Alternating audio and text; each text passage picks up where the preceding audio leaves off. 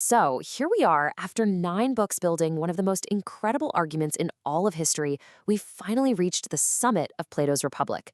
This is it. This is where he tackles the biggest questions of all. What is justice, really? What happens to our souls? And what is our place in the entire cosmos? Okay, let's dive into the final reckoning. Remember where this all started? With that one haunting question?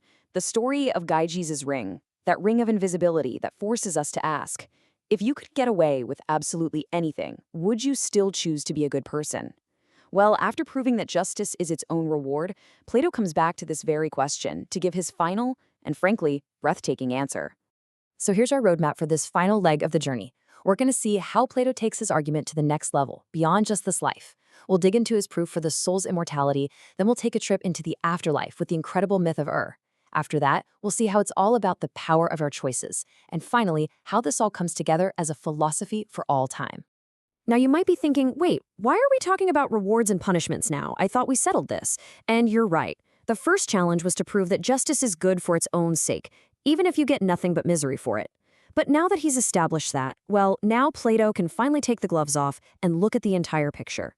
Yeah, the main event is over. The core argument is solid. A just soul, one where your reason is in charge, guiding your spirit and your appetites, is a healthy soul. It's a harmonious soul, a happy soul. An unjust soul, on the other hand, is just a civil war happening inside you.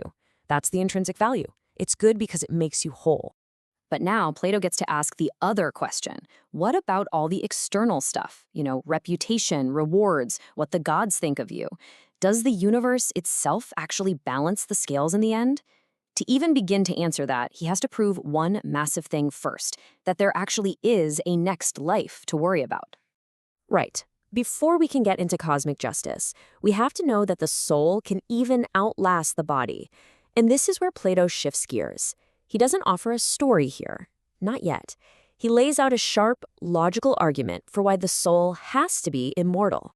Okay, so his reasoning here is really clever. He says, look, everything has its own specific thing that destroys it. For wood, it's rot. For iron, it's rust.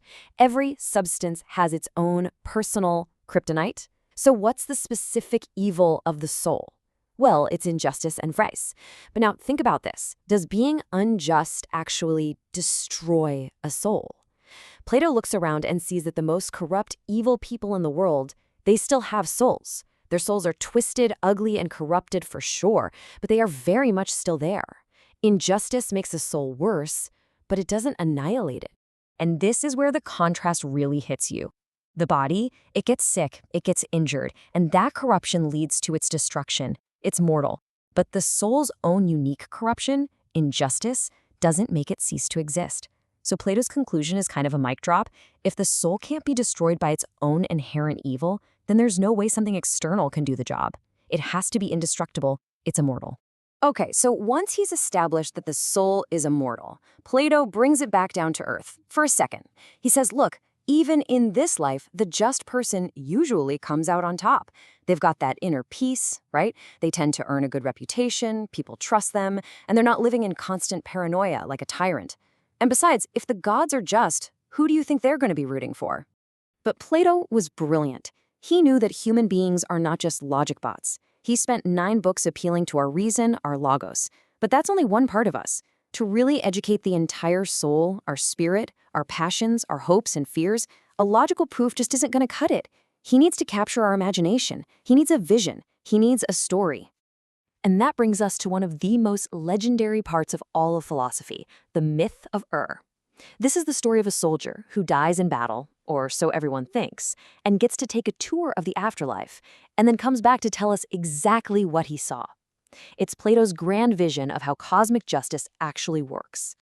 So watches as souls arrive at this cosmic judgment point. There are 2 doors leading up to a heavenly reward for the just, and 2 doors leading down to punishment for the unjust, and it's serious business. For every wrong thing a soul did, they pay a 10-fold penalty. After this 1,000-year journey of reward or punishment, they all gather together for the most important moment of their entire existence. Before they make their big choice, the souls get this incredible view of the engine of the cosmos. It's called the Spindle of Necessity. and it represents all the celestial spheres, the planets and stars, turning in perfect mathematical, musical harmony. Now, this isn't just some cool special effect, it's a profound statement. Plato is showing us that reality itself is rational, it's ordered, it's beautiful. And the whole point of justice, the thing he's been arguing this whole time, is to make your own soul a tiny reflection of that perfect cosmic order. And now we get to the absolute climax of the myth. I mean, you could argue it's the climax of the entire Republic. All the souls are gathered, and they are told that they are about to choose their next life. And their destiny? Well, it's completely in their own hands.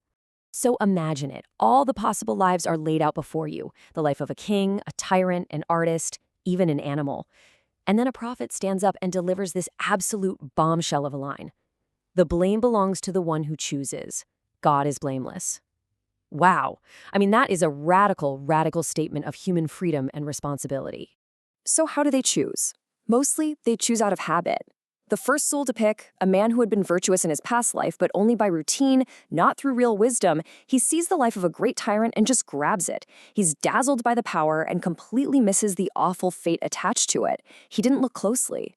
Others choose based on old grudges, like Ajax choosing to be a lion. But then there's Odysseus. He's suffered so much, he's learned his lesson. He searches around and finds the life of a quiet, private citizen, and he chooses it with absolute relief. His past experience made him wise. And that is the central point. Living a philosophical life, a life where you examine your beliefs, you question what's good and what's bad, you cultivate your reason, that's not just an intellectual game. According to Plato, it's literally training for eternity. It's the only thing that can free you from the blind habits of your past and allow you to choose a good future, both in this world and the next. So this amazing story really drives home the ultimate message of the Republic. You are responsible for the person you become. Your character is your destiny. Every single choice you make in this life is shaping the soul that will one day have to make that ultimate choice. Justice is about aligning yourself with the truth of the cosmos. And injustice, it's never a cool act of rebellion. It's always a choice born from ignorance. So you can see why this myth isn't just a fun story tacked on at the end. It's the essential capstone. It's the final piece of the puzzle that unifies the entire massive philosophical project of the Republic. Plato knew that to truly change a person, you need both logic and a story. For 9 long books, he gave us the logos, the rational, step-by-step argument for justice. That part speaks to our reason. But here, at the end, he gives us the mythos, a powerful vision that speaks to our spirit, our imagination, our hopes and fears. It's the 1-2 punch that educates the whole soul. And so, that choice he laid out at the very beginning is now shown in its full cosmic glory. The just life isn't just about feeling good now. It's about being in tune with the very fabric of reality and preparing for what's to come. And the unjust life? It's not just a bad strategy. It's a life of total chaos, a complete illusion that leads to self-destruction, both now and forever. You know, in the end, Plato basically admits this ideal city he designed might never actually exist on Earth. But that was never really the point.